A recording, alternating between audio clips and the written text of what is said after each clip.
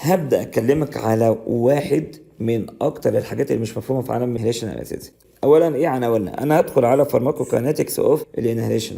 إيه ده؟ حتى الانهيليشن لها كاينيتيك؟ طبعا أي دواء والانهيليشن أدوية لها فارماكوكاينيتيك وفارماكودايناميك. وأبدأ أكلمك على موضوع الابزوربشن، موضوع الديستريبيوشن. فاكر الكاينيتيك كان فيها 4 ايتم: ابزوربشن، ديستريبيوشن، ميتابوليزم، اكسكريشن، صح؟ طيب في محطة الابزوربشن والديستريبيوشن أنا عندنا تفاصيل كتير.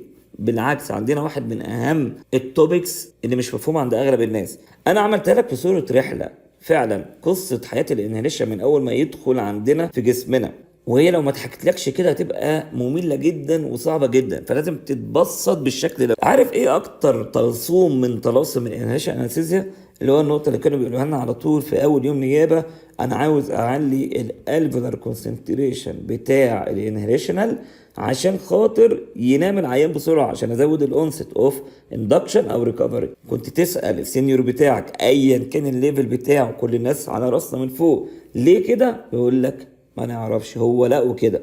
انا جاي اقول لك ليه كده، بس طبعا مش دلوقتي. انا بعمل معاك بناء معلومه بطريقه منظمه مخططه، مش اي هري واي شرح، لا. خلينا نبدأ نقول القصة كالآتي: أنا دلوقتي هكبر الرسمة وأشرح لك عليها وبعدين أقرأ معاك، وده من المرات القليلة اللي هقول لك أقرأ معاك. في أغلب الوقت أقول لك أسيبك للقراءة تقرأ مع نفسك، أنا شرحت خلاص. لأن فعلا عايز أحل لك المشكلة اللي عند أغلب دكاترة التخدير، اللي هي عمرها ما تكون مشكلة معاك بفضل الله. تعالى بقى نعمل زوم ان كده الرسمه الجميله ديت ونعيش معاها. وما اجمل الرسم وما اجمل النظام، وانا عامل لك خطوه خطوه بالارقام. اول خطوه ان يجي الانهيشن بتاعنا ناخده في الانسبيريشن، لسه ما وصلناش الالفيولاي. نقوم نعبر على الكونسنتريشن اوف الانهيليشنال انستيزيا، ان اي اتش يعني انهيليشنال، وايه يعني انستيك، تمام. وانا بقصد بيه سواء فولوتايل ايجنت او جاز. نقول ان التركيز بتاعه وسط كل الجازز اللي جايه معاه وسط كل الانهيليشن الاخرى اللي جايه معاه، هو ده الفراكشن اوف الانيشن بتاعنا في الانسبايرد اير، فطلع مصطلح اف اي. حلو، وصلنا الالفيولاي دلوقتي، تقدر تقول عليه ان ده الفراكشن اللي وصل الالفيولاي. ليه؟ لان كان في طريق من اول فابراز الفلومتر بتاع جهازنا، وبعدين فنتيليتور او العيان ده كان اوزمنتيس مش مشكله، وبعدين بريسنج سيركت، وبعدين اندوتراكيال تيوب، وبعدين ابر ايروي ومنطقه الديد سبيس دي كلها، لغايه ما وصلنا في الاخر للالفيولاي. فانت كنت بادئ بتركيز كام يا عم الانهيليشنال من اول ما خرجت عندي من جهاز التخدير؟ ده الاف اي، ده الانسبايرد ديفراكشن اوف انهيليشن انستيزيا. حلو، وصلت بقى للالفيولاي، حضرتك هتلاقي في غازات تانية موجوده، حاجه زي سي او 2 طالعه عليك، فيبدا تركيزك يا عم الالفيولار فراكشن يقل بالدايلوشن، يبقى اقل من الاف اي. اقول لك على سبب تاني يخلي لك الاف اي اقل من الاف اي: هذا الدراج اللي هو لونه اصفر جميل ده، لاحظنا ان انت بدات تاخده من الالفيولاي وتروح بيه على الدم اللي هو محوط كل الالفيولاي بتاعتنا. يعني كمان بدات تاخد منه. يبقى انت عندك سببين يخلوا الفراكشن اوف انهيشنال انستيك اللي موجود في الالفيولاي، هنقول عليه اف اي على طول، اقل من الفراكشن اوف انهيشنال اللي انا طلعت بيه من جهاز التخدير، هنقول عليه اف اي انسبايرد فراكشن. السبب الاولاني الدايلوشن اللي بيحصل بالاكسبايرد جازز. السبب الثاني الابتيك اللي انت بتعمله في الانهيشنال انستيك. حلو قوي. يبقى الخطوه الاولى ان احنا دخلنا كاف اي، وصلنا الالفيولاي كاف اي، قلت لك سببين بيخلوا الاف اي اقل من اف اي. فلو عملنا نسبه وتناسب ما بينهم هيبقى بسط على مقام، البسط دايما اقل من المقام، يعني القيمه بتاعتنا اقل من واحد صحيح. ايوه، ده جمل ام سي كيو. قبل ما اسيب الخطوتين الاولى في رحله حياه الانهيليشن، هقول لك جمله وانت قول لي صح ولا غلط: الاف اي هو وليد الاف اي. طبعا طبعا، ماشي.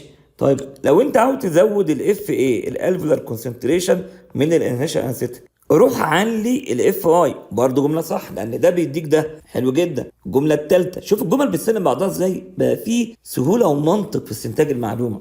ازاي بقى تعلي الاف اي زياده الاف اي؟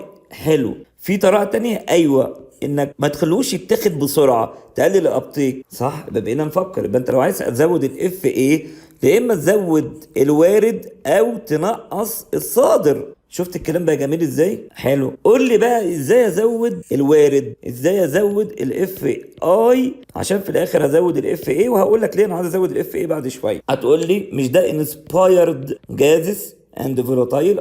يعني ده بيجي نتيجه عمليه الفنتيليشن اللي هي حاصل ضرب التايدال فوليوم في الار. ايوه زود الفنتيليشن هتدخل انسباير ديفراكشن اكتر واكتر. هقول لك كلام صح كده، احنا بنستنتج معلومات واحده واحده. حلو قوي. نيجي للخطوه الثالثه في رحله حياه الانهيريشن بعد ما عرفنا الاف اي والاف اي. الخطوه الثالثه مش هتقعد لي في الالفيولاي على طول، انا جايبك عشان اعمل لك ابزوربشن، يعني اخدك على الدم ومن الدم امشي بيك على التارجت اورجان الا وهو البرين. وبالمناسبه اللي فاهم حلو قوي هيبقى عارف ان خط سير الانهريشنال في جسمك اقصر من الاي في دراج. ليه؟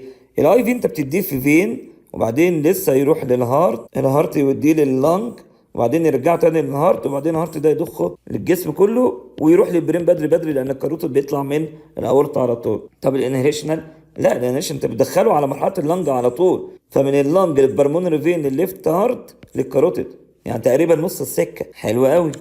نرجع تاني للخطوه الثالثه اللي في غايه الاهميه، الابتيك يا سيدي الفاضل. ما هو الا موفمنت اوف السبستانس اللي هي اسمها انهيريشن انستيك من ميديا اسمها الفيولاي الى ميديا تانية اسمها بلاد. الحركه دي زي اي حركه في الدنيا، انت بقيت معاك المفاتيح مش محتاج تحفظ. انا ما عنديش حد يحفظ، انا عندي ناس تفهم وتالف كتب. والله العظيم انت عظيم يا عزيزي. الحركه ديت عشان تحصل انت محتاج كونسنتريشن جريدينت، فعلا لازم يكون البريشر جوه الالفيولاي اعلى من البريشر في البلمونري فين، فاعمل لك البي اي والاي دي كابيتال يعني الفيولاي، يعني الاي سمول ارتيريا اعلى من البي في اللي هو البريشر في البلمونري فين. هذا اول حاجه. طيب انت عاوز ديفيوجن حلو عن طريق الممبرين اللي في النص ما بينهم اللي هو اسمه الفيولار بالمونري ممبرين، فكل ما يكون الممبرين حالته كويسه الديفيوجن هيحصل كويس. ديفيوجن لو حركه المواد بالكونسنتريشن جريدينت وانت بتتكلم على حاجات سوليد. اما ما بين الفلويد، وكلمه فلويد تشمل ليكويد اند جاز، اي حاجه لها فلو اسمها فلويد، ويمكن دي مفاجاه لاغلبكم. فاحنا بنعبر عن الجريدينت مش بالكونسنتريشن، بالبريشر، فنقول عليه بريشر جريدينت. طبعا انت محتاج يكون في فنتيليشن حلو عشان تجيب انهريشن كتير جوه الميديا الاولانيه اللي هي الالفيولاي، ومحتاج دم يوصل لهذه الالفيولاي عشان تعمل الابتيك اللي هو عمليه البرفيوجن. يبقى اذا الابتيك يعتمد على ايه؟ يعتمد على البريشر جريدينت ما بين الالفيولاي والبلمونري فين، يعتمد على ان في فنتيليشن كويس وبرفيوجن كويس اللي هنسميها الفي بي ريشيو، يعتمد ان الممبرين اللي انا بعمل عليه عمليه الترانسبورت ديت يكون كويس، الديفيوجن كويس. حلو. اخر حاجه يعتمد عليها الابتيك، ده كده الفاكتور الخامس اهو. هل الماده بتاعتنا دي بتدوب في البلاد ولا لا؟ كل ما تكون هي مور سوليبل كل ما هتعرف تاخدها اسرع واسرع، اسمها بلاد سوليبيليتي. حلو قوي. يبقى انا دلوقتي كلمتك على الخطوه الثالثه في رحله حياه الانيشن اللي اسمها ابتيك. مش هدخل معاك دلوقتي في ان الابتيك ده حلو ولا وحش، انسى خالص، امشي معايا بالترتيب اللي انا بقولك عليه. فهنا جيت قلت لك ان الابتيك هيعتمد على 5 فاكتور، وادي يا سيدي 1 2 3 4. اخر فاكتور في الابتيك كان ايه؟ اسمه بلاد سولوبيليتي. ركز معايا قوي في اللي جاي، نشوف السلايد رقم 3 وهي بتكمل لنا رحله حياه الانستيك في جسمنا عامله ازاي. تلخيص للتكست بوكس كتير اتقدمت له بوصفه سحريه على طبق من ذهب ساعدته ينجز. نفس الرسمه موجوده اهي فوق عشان اكمل لك عليها.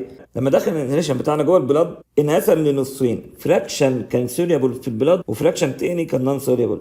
هنا اقول لك قاعده غريبه جدا، القاعده دي لا يعلمها اكتر من 90% من دكاتره التخدير. يعني ايه انهيريشنال؟ يعني انت بتتكلم على جيزيس ستيت سواء كان فيبر او جاز، تتكلم على ماده بصوره غازيه امشيها في سائل، وده اول مره تشوف الكلام ده. كل الفارما اللي انت تعرضت لها في حياتك الاي في فارما كنت بجيب فلويد ومشيه في فلويد، هنا بقى انت جايب ماده غازيه تمشيها في ليكويد. لما اقول ان الماده دي سوليبل ما ينفعش تمشي بصوره غازيه جوه البلاد، عارف تحصل فيها ايه؟ تتشال على حاجه بيتميز بيها البلاد، ايوه بلازما بروتين. بجد والله، يعني السوليبل بالنسبه للانهيريشنال يعني بلازما بروتين باوندد، ايوه، ودي كانت المفاجاه التي لا يعلمها اغلب الناس. فسوليبل يعني باوندد تو بلازما بروتين اهي. طب لما اقول نون سوليبل ما بيعرفش يبايند مع بلازما بروتين، يعني ماشي فري زي ما هو كده، ايوه يا سيدي. دايما حطيت لك قاعده في الجنرال فارما، الفري فورم هو دايما الاكتيف فورم. الكلام ده حتى كنت تلاقيه في الفسيولوجي، في الهرمونز، في الترانسميتر، فبرضه على الدراج نفس الكلام. دي قاعده خطيره جدا هقولها لك تاني. لما يكون الانريشن بتاعنا بيحب يدوب في البلاد ما يعرفش يدوب كده بصورته، يتشال على بلازما بروتين. ويمكن لو حد مركز يقول ده عكس الليكويد دراج. ايوه ده عكس الليكويد دراج فعلا، بس ده طبيعته الفيزيائيه كده، انت مدخل غاز جوه البلاد. لما تقول نون سوليبل يعني فري، يعني نوت باوند تو بلازما بروتين. طب ما نكمل القصه. المحطه الاخيره لما نروح عند البرين، ممكن ندخل برين اللي هو انت فاكرها بوابه من غير عمار او عماره من غير بواب. في قاعده، ايه القاعده؟ الفري بارت منك يا حبيبي هو بس اللي هيدخل. ايه ده الفري اللي هو كان ان سوليبل؟ ايوه دي قاعده البرين. اللي ماسك في البلازما بروتين ده يخليه زي ما هو، لازم ينزل من على البلازما بروتين ويدخل. انت شايفها غريبه؟ لا ابدا. طب ما الكلام ده كان بيحصل مع الاكسجين في الفسيولوجي كل يوم، لما كان الاكسجين يروح متحمل على حاجه زي الهيموجلوبين ووصلنا لغايه التيشو يقول لي انا ماليش دعوه بيك، انزل لي وخليك فري وادخل لي عشان ابدا استخدمك. فبالتالي ما نستغربش من شرط البرين بيقول فقط النون سوليبل هو اللي هيدخل عندي. ده كلام خطير جدا. يعني التيشو افكت بتاع الانهيليشن هيحصل بالانسوليبل بارت بس. ايوه حلو قوي.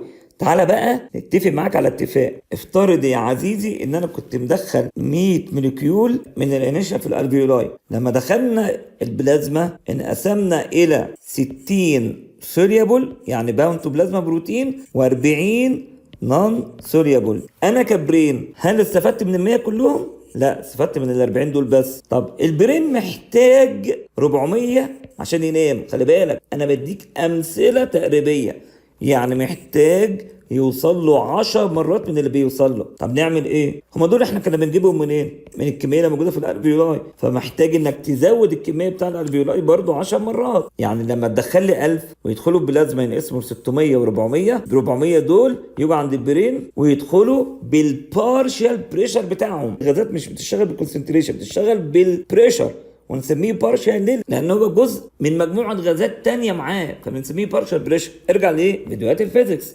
الخلاصه عشان ازود النون سوليبل بارت اللي هيدخل على البرين ويعمل لي الانستيك افكت، كنت محتاج تزود الاب الروحي بتاعهم اللي انت بدات بيه، اللي هو الالفولار فراكشن. ومن هنا طلعت المعلومه اللي بيتوارثها دكاتره التخدير بقالهم 500 سنه، اللي هي بتقول انا لازم ازود الالفولار فراكشن اوف ذا انستيك عشان تروح كتير عند البرين، هنسميه اف بي يعني فراكشن اوف انستيك في البرين، عشان تعمل الافكت بتاعك بسرعه، عشان خاطر تعمل اونست سريع، سواء اونست اوف اندكشن او في ريكفري في الاخر. فهمت بقى المعلومه جت منين؟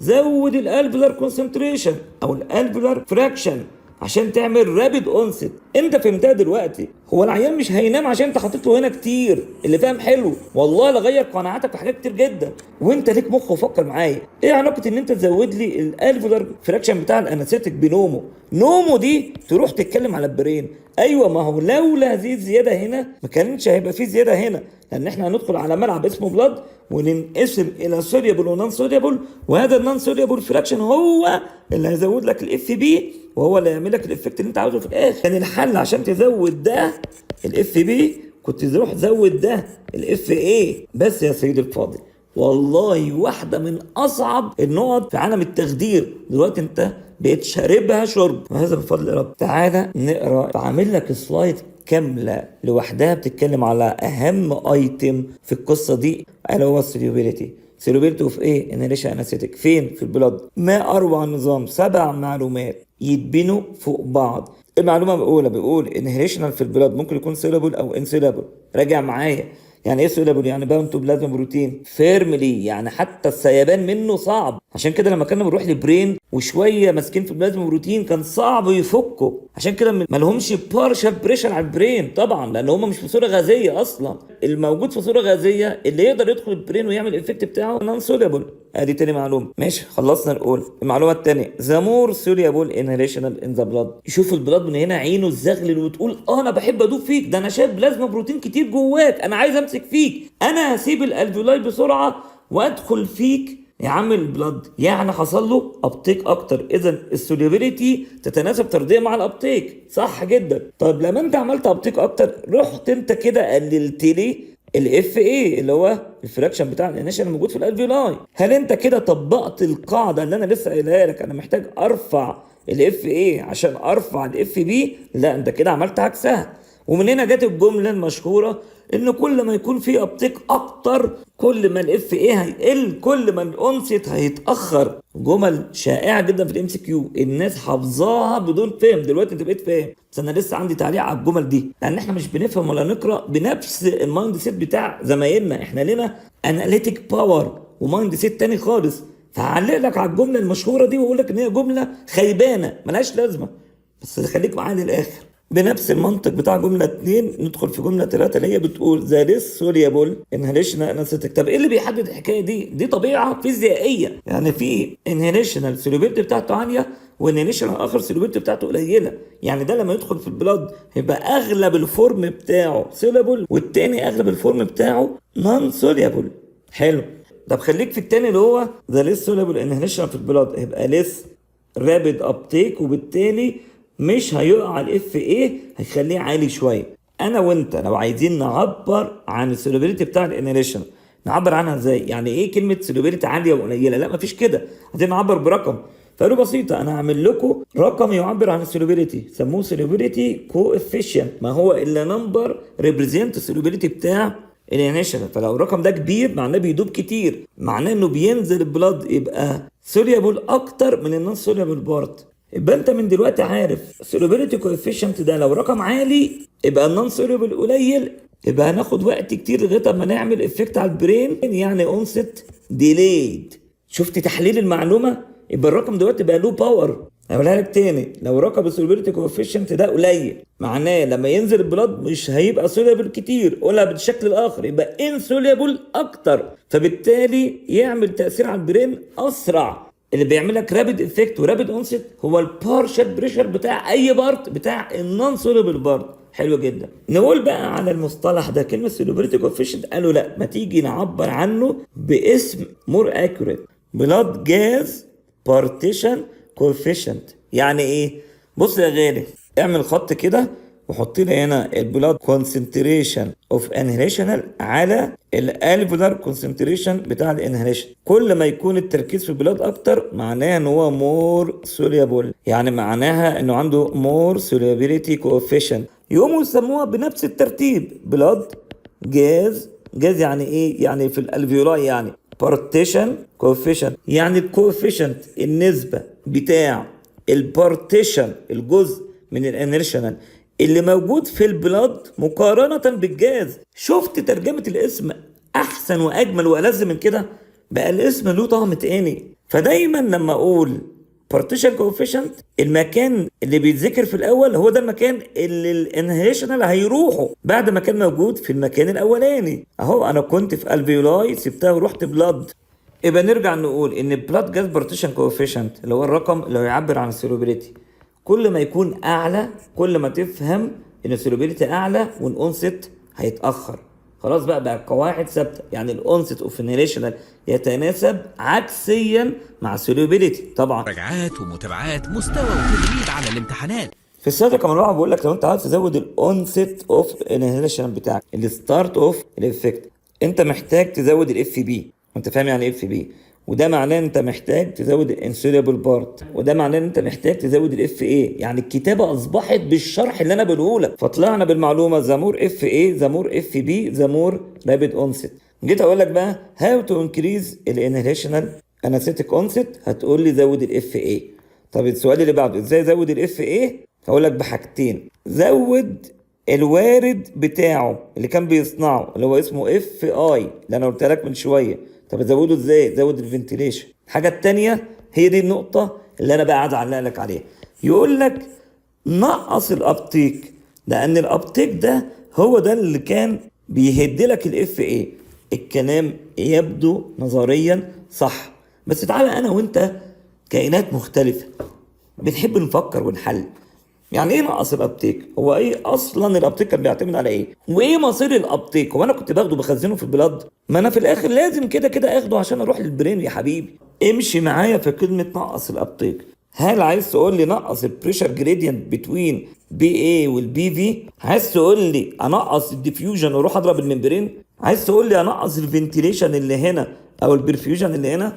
عايز تقول لي روح نقص الكاردياك اوتبوت؟ حاجات انا ما اعملهاش اصلا، حاجات ثابته.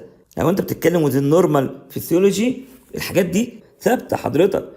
عايز تقول لي روح نقص السولوبيليتي؟ طب ما دي خاصيه فيزيائيه للدواء واحده، فبالتالي اكشلي نقص الابتيك ديت عشان ازود الاف اي، ده كلام واقولها دكتور مجدي بيقول كده، ده كلام فاضي، كلام ثيوريتيكال، كلام كتب. الابتيك خطوه مهمه عشان اوصل للبرين في الاخر، وبيتم معتمدا على حاجات فيسيولوجيكال، يهمني ان هي تكون طبيعيه، اكزام بوينت اوف فيو مش اكتر. لكن انا مش هروح انقص الابتيك، ده ما اقدرش العب عليه، انا اروح ازود الاف اي اي. ده الكلام العملي اللي انا افهمه. انت كائن بتحلل الكلام. لو هكتب كتاب ورب الكعبه ما اكتب كلمه نقص الابتيك دي، يعني ايه نقص الابتيك؟ وانا همشي معاهم في السيناريو اللي بيقولوا عليه. انت نقصت الابتيك ماشي يا سيدي باي طريقه ما، ايه اللي هيحصل بعد كده؟ هتقول لي الاف ايه هيزيد. البرين ده اخباره ايه؟ هل احنا يا بني ادمين كنا بننيم العيان بان في جاز كتير جوه اللنج وانا اروح اعمل انيبيشن لللنج؟ كنا بننيم العيان ان الغاز الكتير ده ينتقل بواسطه البلاد، يعني لازم تعمل ابتيك للبرين. عشان كده الكتب لما كتبتها غلط. لو اقول لك ايه لازم ازود الاف اي عشان ازود الاونست، المفروض ما تقولش كده، المفروض تكتب زي ما انا كاتب انا عاوز ازود في الاخر الاف بي اللي هو كلينيكال بيزيد لما ازود الاف اي. طب اقول لك على حاجه، نفترض ان انت حاجه جت ضربت الديفيوجن اللي هي نقلت الدراج بتاعك من هنا لهنا، والاف اي قاعد يزيد جوه الالفيولاي، ومش عارفين ناخد كميه كافيه من انهيشن في البلاد. يعني انت في الاخر مش هتعرف توصل كميه كافيه من الفري نون سوليبل بارت للبرين. ده كده هينام اسرع؟ تعتقد ذلك يعني؟ يعني الكلام غلط؟ لا، هو كلام ثيوريتيكال. طب الجملة المشهورة قوي وبيحبوا يقولوها كتير قوي في امتحاناتهم، وهي جملة خايبة برضو، يقول لك في حالة نقص الكاردياك اوتبوت ازود الاونست بتاع الانهيليشنال. ايه تفسيرها؟ لما بينقص الكاردياك اوتبوت انت نقصت الفاكتور اللي اسمه برفيوجن، ده احد الفاكتور اللي بيعتمد عليها الابتيك، فانت نقصت الابتيك فزودت الاف ايه. طب وبعدين؟ طب ما انت مش هتوصل للبرين بنفس المعدل برضو، انت بتتكلم على تايم فاكتور، انا بتكلم على اونست يعني تايم. ممكن تشوفها في حالة في 2 في 3، لكن تشوف الكلام ده في الكومن براكتس لا طبعا. طب لو جت لجملة الام سي كيو قول لهم انتوا صح، كل اللي بتقولوا عليه ده صح، لكن انا وانت بس اللي فاهمين كويس نقول مفيش حاجه اسمها نقص ابطيك. الابطيك ده عشان يقل انت بتتكلم على باثولوجي حضرتك. يحب قوي الجمله المشهوره بتاع ايه علاقه الكاردياك اوتبوت بكل من الاونست اوف الاي في دراج والانهيليشنال دراج، يحبوها قوي. والاجابه هقولها لك ان الاي في بيعتمد ان انت تلاقي دم كويس وفلو كويس في الفين اللي انت بتحقن فيه، فكل ما يزيد الكاردياك اوتبوت كل ما يزيد الاونس بتاع الاي في. في حين ان الانهيليشنال لو رحت اديته دم كتير هتعمل ابتيك كتير، هتقلل الاف اي وهتقلل الاونست. فيقول لك علاقه الكاردياك اوتبوت طرديه مع الاونست بتاع الاي في وعكسيه مع الاونست بتاع الانهيليشنال. كل دي جمل صح لو جات لك ام سي كيو، لكن انا وانت في الحياه العمليه مع عيالنا فاهمين ان الكلام ده مش صح، لان انا عيني مش واقفه هنا. الناس دي يا جماعه الزمن وقف بوم هنا، مش عارفين ان في سكه في النص اسمها بلاد لابد منها عشان اوصل للبرين في الاخر. انا هدفي مش هنا، هدفي حضرتك هناك على الاف بي. اللي فاهم حلو قوي يكون عارف ان الاف اي ما هو الا مرايه للاف بي. بما ان انا ما اعرفش اقيس الكونسنتريشن بتاع الانهيليشنال في البرين، فقلنا خلاص خلينا في الاسهل اقدر اجيبه في الالفيولاي. اللي فاهم حلو قوي ده يصنع ده مرايه لده. لكن ان انا اخد نص المعلومه وابني عليها جمل نون براكتيكال ده مش صح. عندك بقى معلومه تحت هي ظاهر بالمونري كاردياك اوتبوت، معناها ظاهر ابتيك ذا لور اف اي واف بي ذا سلور اونست، جمل ام سي كيو وفقط. المعلومه اللي بعدها ظاهر بلاد سولوبيليتي او هاير البلاد جاز كوفيشنت، يبقى معناها هاير ابتيك معناها لور اف اي واف بي ولور اونست. طيب قمت عملت لك تحت علاقة رائعة، الأونست أوف الانهيليشن يتناسب طرديا، وعشان كده عامل لك لونها أخضر والوش اهوت فرحان يعني طرديا مع الاف بي صح، اللي هو بيتناسب بدوره طرديا مع الاف اي. الاف اي أو الاف بي أو الأونست ده بقى يتناسب عكسيا، عشان كده عامل لك لونها أحمر والوش بقى زعلان مع الابتيك والسوليوبيليتي والبلاد جاز كوفيشن. بس يا سيد الفضل. هنا وهنا فقط يصنع وحوش التخدير. لما حبوا يرتبوا الانريشن انستيك ريجاردنج البلاد جاز كوفيشنت، وادي المعادله بتاعته حطيتها لك اهو، اللي هي تعبر عن السولوبيليتي، قالوا ادي علاقة التايم، انا بدي الانهيليشن في الوقت ده، مع الوقت بيبدأ تركيزه يزيد. تركيزه فين؟ ما يهمنيش البلازما، انا عاوز العلاقة ما بين اف اي والاف اي. كل ما تلاقي الكيرف اللي فوق اعلى معناه ان الاف اي اعلى. ده معناه ايه؟ ان البلاد جاز بارتيشن كوفيشنت بتاعه اقل، لان العلاقه ما بينهم عكسيه. فعشان كده الكيرف هتلاقيه كالاتي، مترتب بترتيب الانهيليشنال جاز، اعلى واحد فيهم يعني اعلى اف اي، يعني اعلى اف بي، يعني اعلى اونست، صح؟ وبالمره اقل بلاد جاز بارتيشن كوفيشنت، يعني اسرع اونست. ايوه، طب اقل واحد فيهم ده اكتر غاز بيدوب في الدم، ماسك في البلازما بروتين، يعني اكتر غاز في الابتيك، اكتر غاز في السولوبيليتي. يعني الاف اي بتاعته قليله قوي مقارنه بالاف اي، يعني الاف بي بتاعته قليله، يعني الاونست قليل.